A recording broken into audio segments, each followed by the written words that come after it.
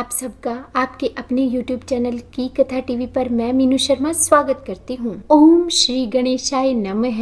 गणेश चतुर्थी की सभी को हार्दिक शुभकामनाएं। अब जो भी भक्त गणेश चतुर्थी पर यानी कि जो इस बार 19 सितंबर मंगलवार को है, भगवान गणपति बप्पा को अपने घर में स्थापित करना चाहते हैं तो उन्हें भगवान गणेश की स्थापना शुभ मुहूर्त में ही करनी चाहिए। और स्थापना के लिए पूजन सामग्री क्या क्या चाहिए उसकी वीडियो मेरे चैनल पर अलग से अपलोड है, तो अगर आपने अभी तक उसे नहीं देखा है तो आप वहां जाकर उसे जरूर देखिएगा। और आज की इस वीडियो में हम जानेंगे कि भगवान गणेश जी की स्थापना हमें घर पर कैसे करनी है, उनकी पूजा कैसे करनी चाहिए, जिसकी विधि बहुत ही आसान है। तो चलिए जानते हैं गणपति बप्पा की स्थापना और पूजा विधि के बारे में। तो हो सके तो वीडियो को अंत तक देखिएगा। तो सबसे पहले गणपति बप्पा की स्थापना के लिए साफ सफाई का बहुत अधिक ध्यान रखा जाता है। तो जिस दिन स्थापना करनी है उस दिन सुबह उठकर हो सके तो पूरे घर की अच्छे से साफ सफाई कर लें और खुद भी गणपति जी की स्थापना से पहले स्नान आदि करके साफ एवं स्वच्छ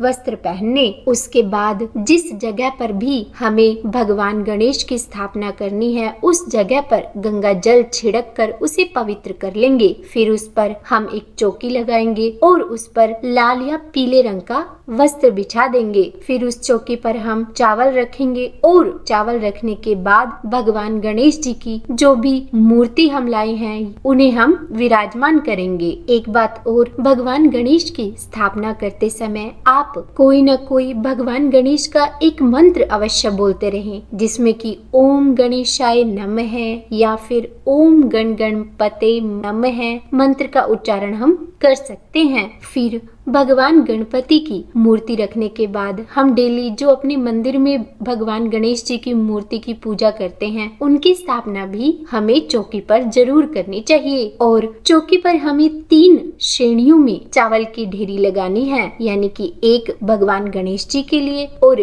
2 माता रिद्धि और सिद्धि के लिए। और जो 2 अलग से हमने चावल की ढेरी की है उस पर हम सुपारी के रूप में माता रिद्धि और सिद्धि को स्थापित करेंगे। और इसके बाद हम कलश की स्थापना करेंगे। कलश की स्थापना हमेशा गणेश जी के दाईं तरफ होती है, या फिर कहिए कि जब हम स्थापना करते हैं तो हमारे बाईं तरफ। तो इसके लिए हम चौकी पर चावल की छोटी सी ढेरी लगाएंगे, चाहे तो अष्टदल कमल भी बना सकते हैं। और फिर उसके ऊपर हम कलश रखेंगे। फिर उस कलश में हम मोली बांधेंगे, स्वास्तिक बनाएंगे और फिर उस कलश में हम शुद्ध जल और थोड़ा सा गंगा जल डालकर उसे भर देंगे। फिर उस जल में हम एक सुपारी, एक सिक्का, एक इलायची, एक साबुत हल्दी की गांठ, नहीं तो हल्दी पाउडर भी हम डाल सकते हैं, इसके अलावा लौंग हम डालेंगे। और फिर सारी चीजें कलश में डालने के बाद हम कलश के ऊपर आम के 5 या 7 पत्ते रखेंगे। पत्तों पर हमें तिलक करके ही रखना है। अगर आम के पत्ते नहीं मिले तो हम अशोका के पत्ते भी ले सकते हैं, लेकिन क्योंकि स्थापना कई दिनों तक होती है तो आम के पत्ते भी काफी दिन तक हरे रहते हैं, तो हो सके तो आम के पत्ते ही लीजिएगा। और फिर उसके ऊपर हम श्रीफल रखेंगे। श्रीफल पर हमेशा कलावा बांधकर और तिलक लगाकर उसे रखा जाता है। और यह भी ध्यान रखना होता है कि श्रीफल का मुंह हमेशा आपकी तरफ हो और नारियल पानी वाला हो। अब नारियल रखने के भी 2 तरीके होते हैं। यदि हम नारियल सीधा कलश पर रखते हैं तो इसका मुंह ऊपर होगा, पर यदि इसे कलश के ऊपर एक प्लेट में चावल की ढेरी के ऊपर रखा जाता है तो इसे लेटा कर रखा जाता है और तब इसका मुंह हमारी तरफ होना चाहिए। और इस प्रकार हम कलश की स्थापना कर लेंगे। अब इसके बाद हमें किसी को भी हिलाना नहीं है। ये सब तब तक ऐसे ही विराजमान रहेंगे जब तक चौकी की स्थापना हमने की है। और अब हम पूजा शुरू करेंगे। तो सबसे पहले शुद्ध जल के छींटे लगाकर भाव रूप में सभी को स्नान कराएंगे। तो सबसे पहले जल से, फिर पंचामृत यानी कि दूध, दही, घी, शहद और चीनी के मिश्रण से और फिर शुद्ध जल से फिर से स्नान कराएंगे। अब हम घी का दीपक जलाएंगे और फिर दिया जलाने के बाद हम सबको तिलक करेंगे, क्योंकि स्नान तो हमने करा ही दिया था। तो तिलक में हम सिंदूर से तिलक करेंगे, क्योंकि भगवान गणेश को सिंदूर बहुत अधिक प्रिय है। तो उसके बाद चंदन का तिलक करेंगे, फिर चावल लगाएंगे और इस तरह तिलक करने के बाद हम उन्हें वस्त्र चढ़ाएंगे। वस्त्र स्वरूप हम उन्हें कलावा भी समर्पित कर सकते हैं। फिर हम जनेऊ समर्पित कर देंगे और फूल समर्पित करेंगे। हो सके तो इस दिन लाल रंग के फूल भगवान गणेश को जरूर चढ़ाइएगा, क्योंकि लाल रंग के फूल भी भगवान गणेश को बहुत अधिक प्रिय है। पर अगर लाल रंग के फूल ना मिले तो जो भी फूल आपको मिल रहे हैं आप उन्हें समर्पित कीजिए। ध्यान रखिएगा कि इस दिन हमें दिए को भी तिलक करना होता है और उसे भी फूल समर्पित करना होता है। फिर हम भगवान गणेश को दुर्वा समर्पित करेंगे। भगवान गणेश को दुर्वा भी बहुत अधिक प्रिय है, जो बहुत आसानी से हमारे आसपास जगह पर हमें पार्क वगैरह में मिल जाती है। तो रोज भगवान गणेश को दुर्वा जरूर चढ़ाइएगा जब तक आप गणपति बप्पा को अपने घर में रखेंगे। और यदि आपको रोज लाने में परेशानी हो तो आप दुर्वा को लाकर फ्रिज में भी रख सकते हैं, क्योंकि यह कभी बासी नहीं होती। अब उसके बाद बप्पा को मनमोहक सुगंध वाली हम धूप दिखाएंगे और एक और दूसरा दीपक जलाकर भगवान गणपति जी की प्रतिमा को दिखाकर फिर अपने हाथ धो लेंगे और हाथ पोंछने के लिए हम नए कपड़े का इस्तेमाल करेंगे। अब उसके बाद हम भगवान को भोग लगाएंगे। तो भोग में मोदक, मिठाई, गुड़ और फल शामिल करने होते हैं। नारियल और गुड़ तो हम अवश्य ही समर्पित करेंगे और यह गुड़ और नारियल हमेशा चौकी पर ही रहेगा, इसे हमें उठाना नहीं है। इसके अलावा हम पंचमेवा समर्पित करेंगे और भगवान गणेश को मोदक बहुत प्रिय है, तो मोदक भी हम भगवान गणेश को समर्पित करेंगे। मोदक हम घर पर भी बना सकते हैं और बाजार से भी ला सकते हैं। इसके साथ ही 5 प्रकार के फल समर्पित करेंगे। हो सके तो इन फलों में आप केला,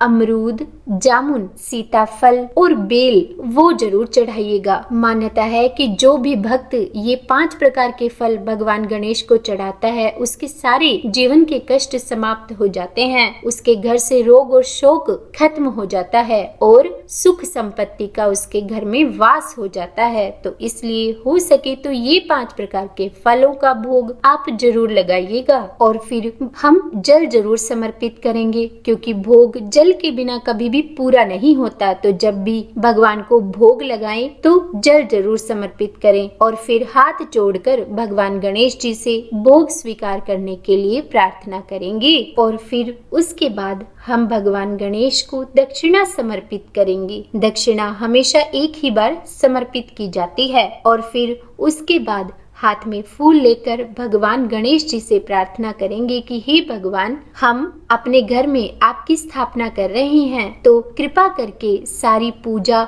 निर्विघ्न संपन्न कराइएगा और मेरी कोई गलती हो तो मुझे क्षमा प्रदान कीजिएगा और हम सब पर अपना आशीर्वाद बनाए रखिएगा और हमारी प्रार्थना को स्वीकार कीजिए। और इस तरीके से हाथ में जो फूल है उसे हम भगवान के चरणों में संकल्प करने के बाद समर्पित कर देंगे। और अब अपने पूरे परिवार के साथ हम गणपति बप्पा की आरती करेंगे। गणेश भगवान की आरती कपूर के साथ हमेशा घी में डूबी हुई 1 या 3 या इससे अधिक बत्तियां बनाकर की जाती है। और फिर आरती करने के बाद हाथ जोड़कर पूजा में रही कमियों के लिए क्षमा याचना भी हम करेंगे और मनोकामना पूर्ति की प्रार्थना करेंगे। और इस तरीके से भगवान गणेश की स्थापना और पूजा पूरी हो जाएगी। और पहले दिन हमें सुबह इसी तरीके से पूजा करनी है और फिर पूजा करने के बाद जो जल का लोटा हमने लिया था वो हमें सूर्य देवता को अर्घ देना है और जो भोग हमने प्रसाद के रूप में रखा था वो हम घर के बाकी सभी सदस्यों को बांट देंगे। बस जो नारियल और गुड़ हमने प्रसाद के रूप में रखा है उसे हमें नहीं उठाना है, वह चौकी पर ही रहेगा। और इसी तरीके से हमें पूजा करनी है। ध्यान रखिएगा कि जितने भी दिन हम गणपति बप्पा को अपने घर रखेंगे तो सुबह और शाम हम दोनों ही समय भगवान को भोग लगाएंगे और उनकी आरती करेंगे। और इस तरह से हम गणेश चतुर्थी के दिन भगवान गणेश की स्थापना करते हैं। एक बात और, जब भी अपने घर में भगवान गणेश की स्थापना करें तो आप इस तरीके से उस स्थान को चुनिए कि आपका मुंह पूर्व की तरफ हो। पर अगर ऐसा नहीं हो पा रहा है तो आपका मुंह दक्षिण की तरफ बिल्कुल भी ना हो, यह ध्यान जरूर रखिएगा। तो उम्मीद है वीडियो में दी हुई जानकारी आपको पसंद आई होगी। अगर वीडियो अच्छी लगी हो तो लाइक एंड शेयर कीजिए और अगर आप मेरे चैनल पर नए हैं तो सब्सक्राइब भी कर दीजिएगा। तो बोलिए गणपति बप्पा मोरया।